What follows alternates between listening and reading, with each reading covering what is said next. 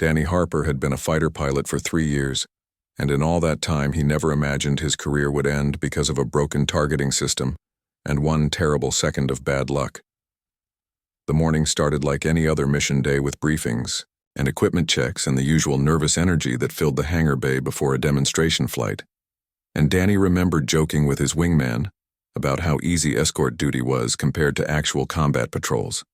The Galactic Council had arranged this whole event to show different species how human weapons worked, and Danny was supposed to shoot at asteroids while the diplomatic shuttle full of ambassadors watched from a safe distance and took notes about Earth technology. Everything went perfect for the first 20 minutes of the flight, and Danny hit every target with the kind of precision that made his instructors proud back at the academy, and he could hear the pleased voices of the observers over the communication channel, praising human accuracy.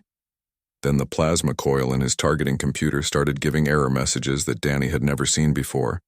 and the reticle on his display began jumping around like it had a mind of its own, and before he could switch to manual targeting mode, the system locked onto something.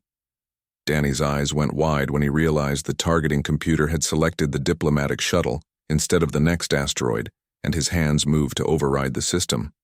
But his finger was already on the trigger for muscle memory and the weapon fired. The missile streaked across space faster than thought and struck the shuttle dead center, and the explosion lit up the darkness like a green sun being born and dying in the same instant, and Danny's mind went completely blank with horror. Pieces of the shuttle tumbled away in every direction, and some were still burning, and Danny could see the hull markings that identified it as the vessel carrying the Elven ambassador and his entire diplomatic staff. And Danny knew without being told that no one survived that blast. The communication channels exploded with voices shouting in dozens of different languages, and Danny heard his commander ordering him back to the carrier immediately, and somewhere in the chaos he heard someone screaming that the Elven ambassador was dead. Danny flew back to the human carrier on autopilot because his hands were shaking too badly to control the fighter properly, and his mind kept showing him the explosion over and over like a video stuck on repeat, and he wanted to be sick, but his body was too numb with shock. When he landed, Admiral Kevin Bryant was waiting with armed guards and an expression that told Danny his life, as he knew it was finished, and the Admiral did not waste time with questions or explanations and simply told Danny he was under arrest for murder. The next 48 hours passed in a blur of interrogations and legal proceedings and angry aliens demanding justice, and Danny learned that the Elven Empire wanted him executed immediately as payment for killing their ambassador, and several other species agreed that execution was the appropriate punishment. But humanity was new to the Galactic Council, and still trying to prove they deserved a place among the stars, and executing one of their pilots might cause a diplomatic incident that could lead to war, and nobody wanted that outcome. So the Council came up with an alternative that made Danny wish they had just chosen execution, because at least death would be quick and final, instead of a lifetime of suffering. The Elven Empire would spare Danny's life on one condition, and that condition was marriage to the dead ambassador's daughter, and the marriage would be permanent and binding under both human and Elven law, and Danny would serve her family for the rest of his natural life. Admiral Bryant explained this to Danny in a private meeting, and the Admiral's voice was carefully neutral, like he was describing weather conditions instead of Danny's entire future being destroyed, and he told Danny he had 24 hours to decide. Danny spent that night alone in his cell thinking about his parents back on Earth and his younger sister who wanted to be a pilot just like him, and he wondered what they would think when they learned what he had done. He also thought about the ambassador's daughter, whose name was Lyra Silvermoon, and according to the information packet, the Council provided she was one of the most powerful women in the Elven Empire, and she owned 3 dragons which were considered sacred and extremely dangerous. The packet included a photo of Lyra, and Danny stared at it for a long time trying to understand the person whose life he had ruined by killing her father, and she looked young, maybe his age, with silver hair and eyes that seemed to see through the camera into some distant place.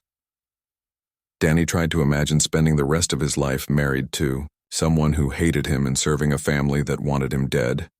and the thought made his chest tight with panic. But the alternative was execution, and he was only 26 years old and not ready to die. When Admiral Bryant came back the next morning, Danny gave him the answer and said he would accept the marriage because he owed a debt that could never truly be repaid. But he could at least try to make amends by dedicating his life to serving the family he had wronged.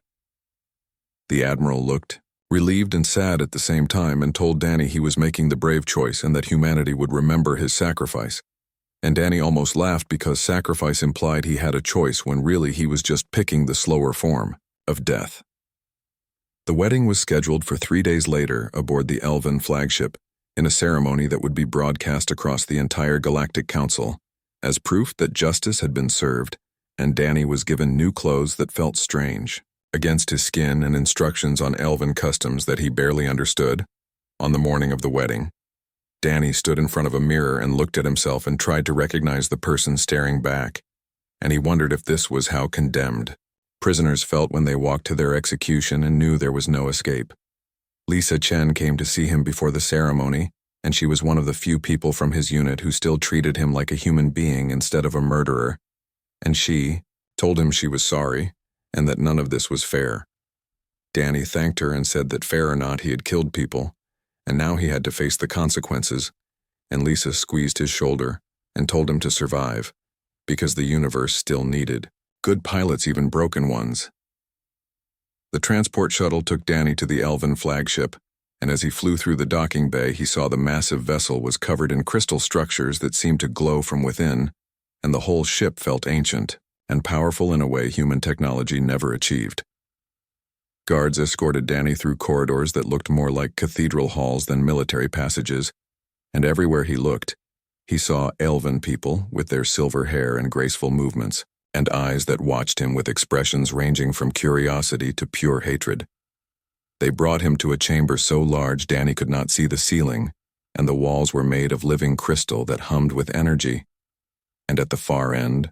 was an altar where his future waited like a prison sentence carved from starlight and sorrow. The wedding ceremony began with sounds that Danny could not describe because they were not quite music and not quite voices, but something in between that made his bones vibrate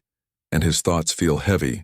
like they were being pressed down by invisible weight. Hundreds of Elven nobles filled the crystal chamber, and they all wore robes that seemed to be made from captured moonlight, and their faces showed no expression as they watched Danny walk toward the altar, and he felt like an insect being examined under glass. The officiant was an ancient Elven male whose silver hair had turned almost white, and his eyes glowed with a purple light that Danny found deeply unsettling. And when he spoke, his voice echoed through the chamber like thunder rolling across mountains. Danny stood at the altar trying not to shake and trying not to think about how everyone in this room probably wanted him dead, and he focused on breathing slowly and keeping his spine straight because his drill instructor always said posture was the last thing a soldier controlled when everything else fell apart. Then Lyra entered, and the entire chamber fell silent in a way that made Danny's ears ring, and she moved like water flowing uphill defying gravity and logic, and she was surrounded by veils of silver light that Danny suspected was not just fabric, but some kind of energy. He did not understand. She walked up to the altar without looking at Danny, and her face was a mask of perfect composure. But Danny could see the tight set of her jaw and the way her hands trembled slightly where they gripped a ceremonial blade, and he realized she was holding herself together through sheer force of will. The officiant began speaking in the Elven language, and his words washed over Danny like waves, and he understood nothing except that his life was being permanently altered by sounds he could not comprehend, and promises he could not refuse. An interpreter standing nearby translated in a flat voice, explaining that Danny was being bound to House Silvermoon for life, and that he would serve Lyra and her family with complete loyalty and obedience, and that any betrayal would result in immediate execution and the dishonor of his entire species. Danny was required to repeat certain phrases in Elven, and he stumbled over the unfamiliar sounds and his pronunciation was terrible, but no one corrected him, and he saw several nobles exchange glances that might have been amusement or contempt, and he could not tell which. When it came time for Lyra to speak her vows, her voice was clear and cold like ice, breaking on a frozen lake, and she spoke in both Elven and human standard language, so that Danny would understand exactly what she was promising. She promised to accept him as her husband in name only, and to provide him with shelter and food and the basic necessities of survival. and in return he would serve her house and care for her dragons and obey her commands without question or complaint. There was no mention of love or partnership or any of the things human weddings usually included, and Danny understood that this was not a marriage in any real sense, but a legal contract that transformed him from a prisoner into property. The officiant produced 2 crystal bands that glowed with the same purple light as his eyes, and he placed one on Lyra's finger and one on Danny's, and the moment the band touched Danny's skin, he felt a sharp pain, like electricity running through his nervous system. The pain lasted only a second, but it left behind a strange awareness, and Danny somehow knew that the band was more than jewelry, and that it was connected to him in ways he did not want to think about too carefully. The officiant declared them married under the laws of the Elven Empire and the Galactic Council, and told them their bond was permanent and could not be broken except by death. And Danny felt the weight of those words settle over him like chains made of obligation and guilt. Lyra turned and walked away immediately after the declaration, and she did not look back and did not acknowledge Danny's existence, and several attendants rushed forward to guide her out of the chamber, and Danny was left standing at the altar, alone. The guards who had escorted Danny to the ceremony returned and took him to his new quarters, which were located in the lower levels of the flagship in a section that Danny guessed was reserved for servants and low-ranking crew members. The room was small but clean, with a narrow bed and a desk and a viewport that showed the stars outside. And Danny sat on the bed and stared at the crystal band on his finger and tried to process the fact that he was now married to someone who hated him. He did not see Lyra again for 3 days. And during that time, Danny was left alone with nothing to do except think about his mistakes and wonder what his new life would actually involve, and whether he would survive it long enough to matter on. The 4th day, a servant brought him instructions written in human standard language explaining his duties and responsibilities, and the list was long and detailed, and made it clear that Danny's time would be completely consumed by work. His primary responsibility was caring for Lyra's 3 dragons, and the instructions explained that dragons were sacred to the elven people and required constant attention and respect, and that failure to properly care for them would be considered a grave insult to House Silvermoon. Danny had never seen a dragon except in pictures and human legends, and he had no idea how to care for one, much less 3, and the instructions provided only basic information about feeding schedules and temperature requirements, and warnings about not making sudden movements. That evening, guards came to collect Danny, and they led him through the ship to a massive chamber that was kept dark and hot, and smelled like sulfur and burning metal, and Danny's survival instincts immediately started screaming at him to run. The guards pushed him forward into the darkness and sealed the door behind him, and Danny stood alone in the heat and the shadows and tried to control his breathing and remind himself that he had faced worse things in combat, even though he was not sure that was actually true. 2 golden eyes opened in the darkness ahead of him, and then 2 more, and then 2 more. And Danny realized he was looking at 3 separate dragons, and each one was large, enough to swallow him whole without much effort. The largest dragon moved forward, and Danny could see its outline now, and its scales seemed to absorb light rather than reflect it, and smoke drifted from its nostrils,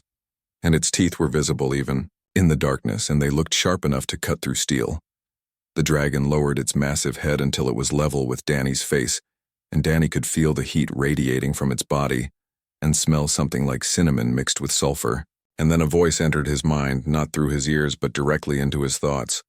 "Why did you accept this fate, human?" The question caught Danny completely off guard because he expected violence or threats, not philosophy, and he stood frozen trying to figure out how to respond to a telepathic dragon who could probably read his mind anyway. Danny decided that lying to a creature that could speak directly into his thoughts was probably pointless. So he told the truth, and his voice came out steadier than he expected, because I killed someone's father and I deserve to face the consequences, even if those consequences terrify me more than dying ever could. The dragon studied him with those burning golden eyes, and Danny felt like every secret, weakness, and fear he ever had was being examined and judged and found wanting. And the moment stretched so long that Danny started to wonder if the dragon was deciding whether to kill him. Then something shifted in the dragon's expression, and the pressure Danny felt in his mind eased slightly, and the dragon spoke again.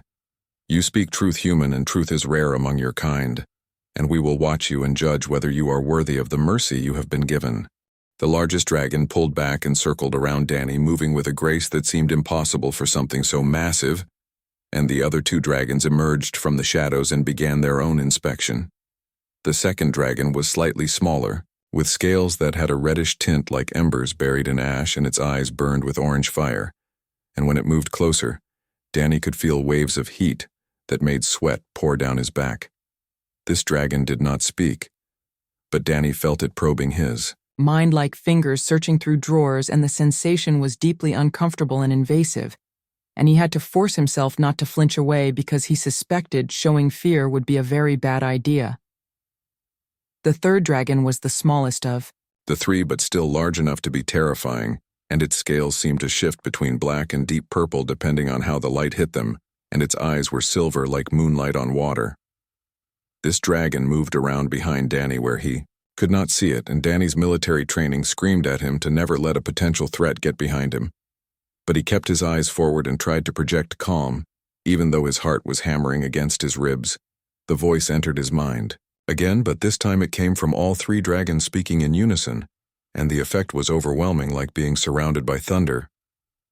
"Our mistress suffers greatly from her loss, and you are the cause of her pain, and we could kill you now, and none would question our right to vengeance." Danny swallowed hard and nodded slowly because there was no point in denying the truth,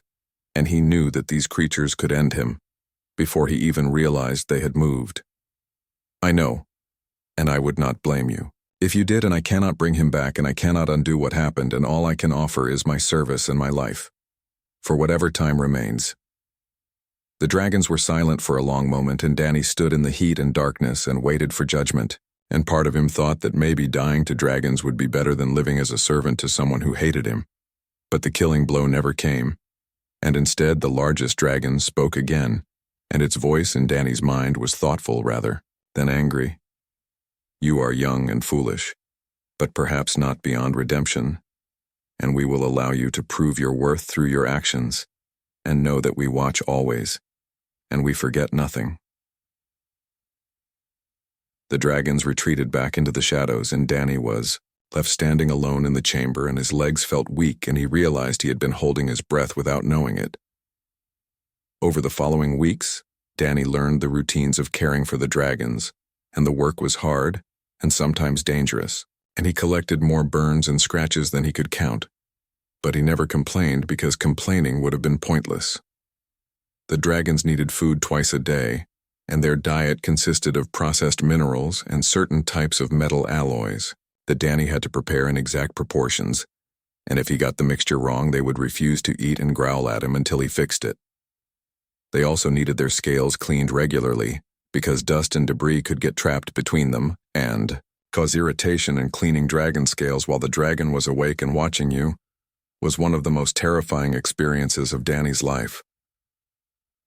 Thornax was the name of the largest dragon, and he was the most serious, and spoke to Danny occasionally about elven history and traditions, and seemed to be testing whether Danny was willing to learn about the culture he had been forced into. Ember was the red-tinged dragon, and she was temperamental and unpredictable, and sometimes she would be calm and allow Danny to work without incident, and other times she would snap at him for no reason. Danny could understand. Nightwing was the smallest dragon and the most curious, and she often watched Danny with those silver eyes and asked him questions about human culture and Earth and what it was like to fly through space in a machine. Instead of with wings, Danny answered all of Nightwing's questions as honestly as he could, and he found that talking to her was easier than talking to the other dragons because she seemed genuinely interested rather than judgmental. But despite spending hours each day with the dragons, Danny still had not seen Lyra since the wedding ceremony, and he knew she was avoiding him deliberately, and he understood why, but it still felt strange to be married to someone who acted like he did not exist. Then one evening, Danny was finishing the feeding routine when the chamber doors opened and Lyra entered, and she moved with that same impossible grace, and she did not look at Danny but walked straight to Thornax and placed her hand on his massive head. Danny froze with a bucket of mineral feed in his hands and tried to decide whether he should leave or stay or say something, and he chose to stay silent, because speaking without permission seemed like it would be a mistake. Lyra spoke to Thornax in the Elven language, and her voice was soft and sad, and Danny could not understand the words, but he understood the emotion, and it was grief so deep it made his chest ache with sympathy. Thornax responded in the same language, and his voice was gentler than Danny had ever heard it, and the dragon curved his neck around Lyra in something that looked like a protective embrace. Lyra leaned against the dragon, and Danny saw her shoulders shake, and he realized she was crying, and he felt like an intruder witnessing something private and painful that he had no right to see. He started to back toward the door as quietly as possible, but Ember shifted. Her position and her tail knocked over a container of metal shavings, and the sound rang through the chamber like a bell. Lyra turned, and for the first time since the wedding ceremony, she looked directly at Danny, and her eyes were red from crying, and her expression was raw with emotion that she had not allowed anyone to see before. They stared at each other across the dark chamber, and Danny wanted to apologize again, even though he knew words could never be enough, and he wanted to leave. So she could have privacy, but his feet would not move. Lyra spoke, and her voice was hoarse and tired, and she said the first words she had directed at him since their wedding vows. "The dragons tell me you work hard and do not complain, and this surprises me because I expected you to be lazy and entitled like most humans who come to our empire seeking glory." Danny was not sure how to respond to that, so he simply said, "What was true? I am not seeking glory, and I am only trying to keep the promise I made to serve your house with honor." Lyra studied him for a long moment, and something flickered across her face that might have been confusion or curiosity, and she asked him a question that seemed to come from genuine uncertainty rather than accusation. "Why would you keep a promise made under duress when you could simply do the minimum required to survive?" Danny thought about that question carefully, because he sensed that his answer mattered more than he understood, and he tried to find words that would explain something he barely understood himself. "Because promises are the only things that separate us from animals, and if I break my word, then I lose the last part of myself that has any value, and I already lost everything else. So I need to hold on to what remains." Lyra's expression shifted again, and the ice in her eyes thawed slightly, and she looked less like an untouchable noble, and more like a young woman trying to carry a burden too heavy for one person. She nodded once and turned back to Thornax, and Danny took that as permission to leave, and he slipped out of the chamber quietly and spent the rest of the night thinking about grief and promises and whether redemption was possible for someone who had destroyed so many lives with one terrible mistake. After that night, Lyra began visiting the dragon chamber more frequently, and at first she continued to ignore Danny as if he were just another piece of equipment, but slowly that began to change in small ways that Danny almost missed. She started arriving during feeding times instead of avoiding them, and she would watch Danny prepare the mineral mixtures, and occasionally she would correct his technique or show him a more efficient method, and her voice when she instructed him was neutral rather than cold. Danny learned that Lyra had raised all 3 dragons from eggs, and that bonding with dragons was considered one of the highest honors in elven society, and very few people possessed the patience and spiritual strength required to earn a dragon's trust. One evening, while Danny was cleaning Nightwing's scales, Lyra sat nearby and began telling him about her father and how he had been one of the most respected diplomats in the Empire and had dedicated his entire life to building peace between different species. She spoke quietly and did not look at Danny while she talked, and he understood that she was not really talking to him, but rather speaking her grief out loud because keeping it silent had become too painful, and he happened to be there to witness it. Danny listened without interrupting, and when she finished, he thanked her for sharing those memories and told her that her father sounded like someone the universe needed, and that his death was a loss that extended far beyond just her family. Lyra looked at him with surprise and something else that Danny could not identify, and she asked him why he would say kind things about a man he had killed. Danny met her eyes and told her the truth, which was that acknowledging the value of what he had destroyed was part of accepting responsibility for his actions, and that pretending her father was not important would be another form of disrespect. After that conversation, Lyra began treating Danny less like invisible furniture and more like an actual person, and she started asking him questions about Earth and human culture and his life. Before the accident, Danny answered honestly and told her about growing up in Colorado and learning to fly and joining The military because he wanted to explore space and be part of something bigger than himself. And his voice got quiet when he admitted that he had thrown all of that away in one moment of inattention. Lyra listened to his story, and when he finished, she said something that surprised him, which was that mistakes did not erase a person's entire worth, and that the universe was more complicated than simple categories of good and evil over. The following months, Danny fell into a routine that was exhausting, but gave his life structure and purpose, and he spent his mornings caring for the dragons, and his afternoons learning elven language and customs, and his evenings maintaining equipment in the dragon chamber. The dragons gradually accepted his presence, and Thornax began teaching him about elven philosophy and the concept of honor through service.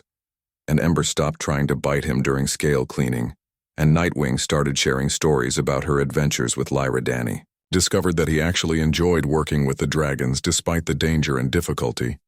because they were honest in ways that people rarely were, and they judged him only on his present actions rather than his past mistakes. Lyra continued to visit regularly, and sometimes she would bring her work to the dragon chamber and sit with her data tablets while Danny worked, and they would talk about politics and history and the challenges of maintaining peace in a galaxy full of competing interests.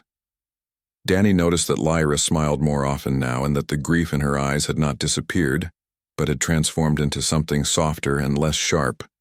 and he wondered if time was healing her wounds or if she was just getting better. At hiding the pain one day, Lyra asked Danny if he missed flying,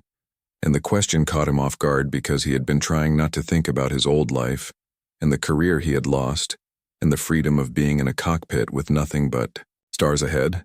He admitted that he missed it terribly, and that sometimes he dreamed about flying and woke up feeling the phantom sensation of acceleration and the weight of G-forces and the joy of perfect control over a machine designed to dance. With physics, Lyra was quiet for a moment, and then she told him something that shocked him, which was that the Elven Empire had flight simulators and that she could arrange for him to have access if he wanted to maintain his skills. Danny stared at her, not understanding why she would offer him something that would bring him happiness when their entire relationship was based on his punishment for destroying her family. Lyra seemed to read his confusion and explained that serving her house did not mean he had to suffer every moment of every day, and that allowing him small pleasures made him more effective at his duties and kept him from becoming bitter and resentful. Danny suspected there was more to her reasoning than practical efficiency. But he did not push, and instead he thanked her with genuine gratitude, and she arranged for him to have 2 hours per week in the flight simulator. Those 2 hours became the highlight of Danny's week, and he would lose himself in the simulated missions and remember what it felt like to be good at something and to have a purpose beyond just surviving each day. He noticed that his performance caring for the dragons improved after he started flying again, because the simulator gave him an outlet for the restless energy that had been building inside him, and made him calmer and more focused during his regular duties. Lyra noticed the improvement too, and she began giving him more responsibilities and trusting him with tasks that required judgment rather than just following instructions, and Danny felt something that might have been pride in doing his work well. Then came the day when everything changed, and it started with Nightwing becoming sick with a respiratory infection that made her breathing labored and filled the dragon chamber with a sound like wind passing through broken pipes. Danny noticed immediately and called for Lyra, and she arrived within minutes, and her face went pale when she saw Nightwing struggling to breathe, and she immediately began issuing orders to medical staff. The dragon veterinarian examined Nightwing and explained that the infection was serious and would require constant monitoring and medication for at least 3 days, and someone would need to stay with her around the clock to administer treatment. Lyra said she would stay, but the veterinarian reminded her that she had crucial diplomatic meetings scheduled that could not be postponed, and missing them would insult the delegates from 3 different species. Danny stepped forward and volunteered to stay with Nightwing because he knew the medication schedule and had been training with the medical equipment and could handle the basic treatments under remote supervision from the veterinarian. Lyra looked at him with an expression that was hard to read and asked him if he understood that staying with Nightwing meant 3 days without sleep and constant vigilance, because any lapse could result in the dragon's death. Danny told her he understood and that he would not let Nightwing die, and something in his voice must have convinced her, because she agreed, and gave him detailed instructions and emergency contact information.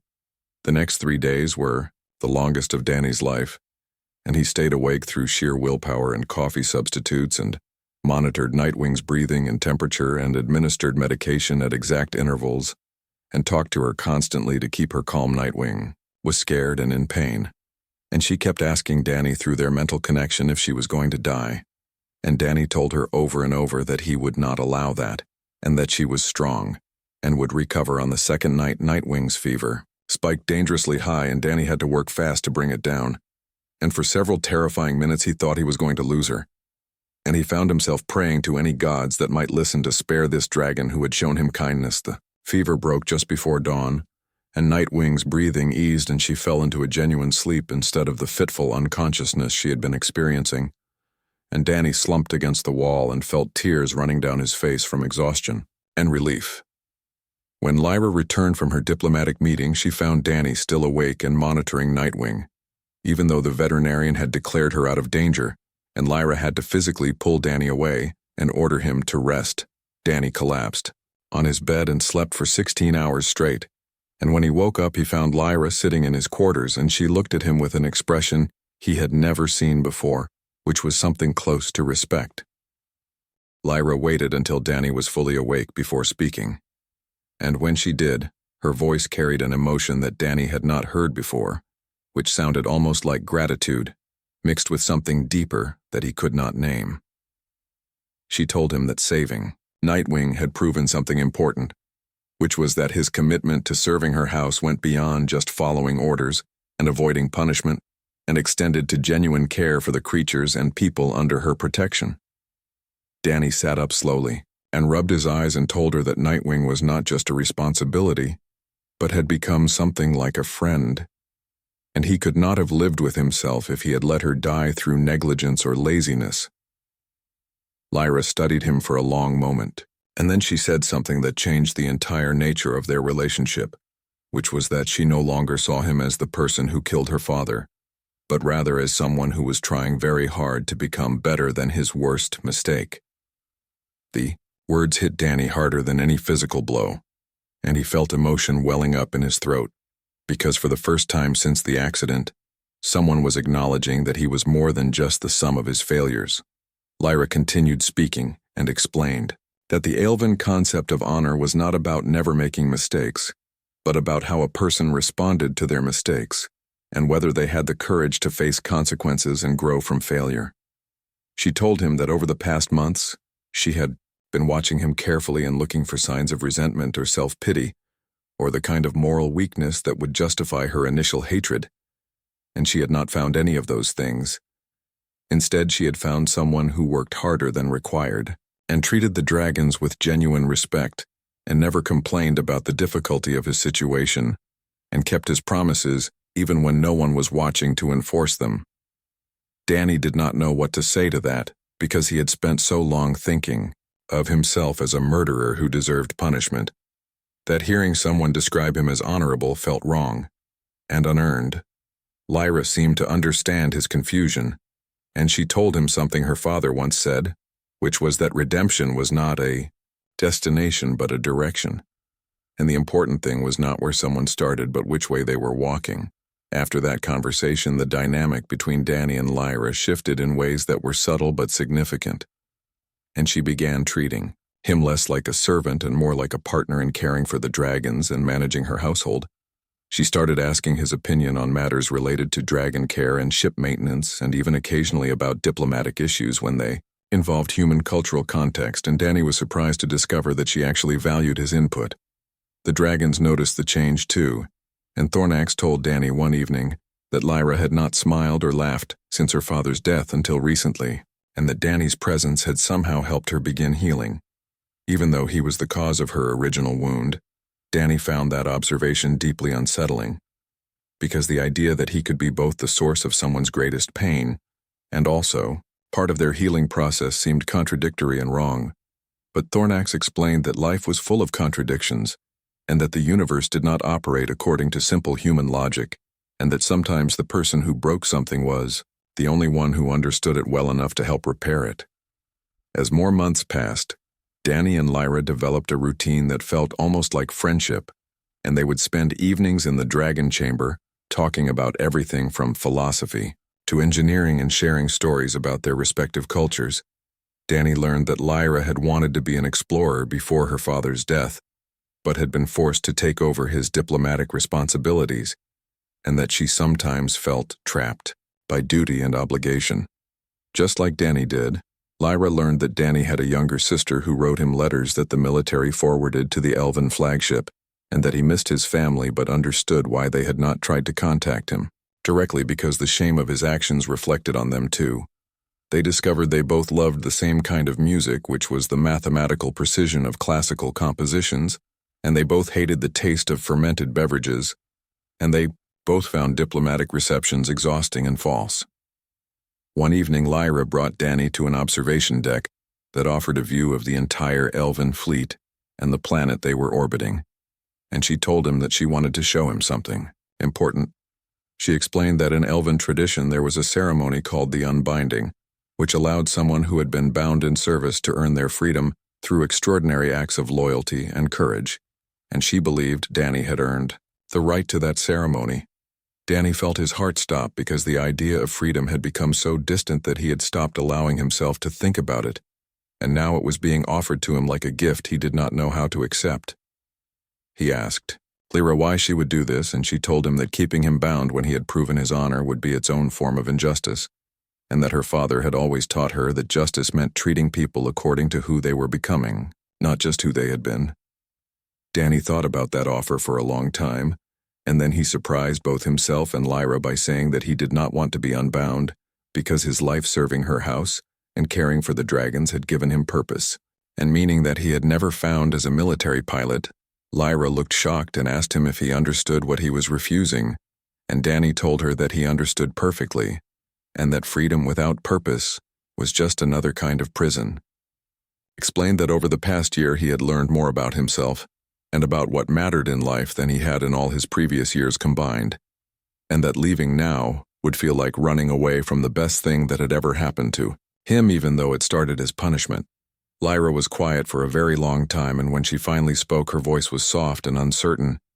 and she asked him if he was saying these things because he felt obligated or because he actually meant them. Danny met her eyes and told her the absolute truth, which was that somewhere in the process of trying to earn forgiveness, he had fallen in love with his life and with the dragons, and possibly with her, though he had no right to say that last part out loud. Lyra's eyes widened and her face showed about 7 different emotions in rapid succession, and she told him that falling in love with the person whose father you killed was probably the most complicated and inappropriate thing anyone had ever done in Elven history. Danny agreed that it was complicated and inappropriate and also completely true, and he apologized for making everything more difficult, but said he could not keep pretending he felt nothing when she was the first person who had ever really understood him.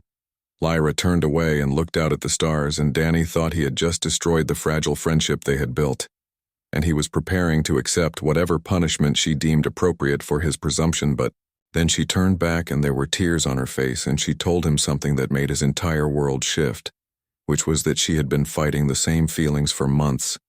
and had been terrified that admitting them would dishonor her father's memory. She explained that she had been raised to believe that love should be pure and uncomplicated and based on mutual respect and shared values, and everything about their situation violated those principles. But she had also been taught that the strongest bonds were forged in fire, and that true character was revealed through adversity, and that Danny had shown her more genuine care and respect than anyone she had ever met, including the noble suitors her family had approved before. The accident. Danny stepped closer and asked her what happened now, and Lyra laughed, and it was the first time he had heard her laugh, and the sound was like music. She told him that she had no idea what happened now, because there was no tradition or protocol for falling in love with someone who started as your prisoner and servant and enemy. But she thought maybe they could figure it out together and create something new that honored both the tragedy that brought them together and the connection they had built despite everything working against them. Danny reached for her hand and she took it, and they stood together looking out at the stars, and somewhere in the dragon chamber below, Thornax and Ember and Nightwing were probably having opinions about this development. and Danny realized that his promise to serve with honor had somehow transformed his punishment into the greatest gift he could have imagined, even though the path to get there had been paved with grief and guilt and more hard work than he thought himself capable of. The crystal band on his finger that had once felt like a shackle now felt like a choice, and Danny understood finally that redemption was not about erasing the past, but about building something meaningful from the broken pieces that remained.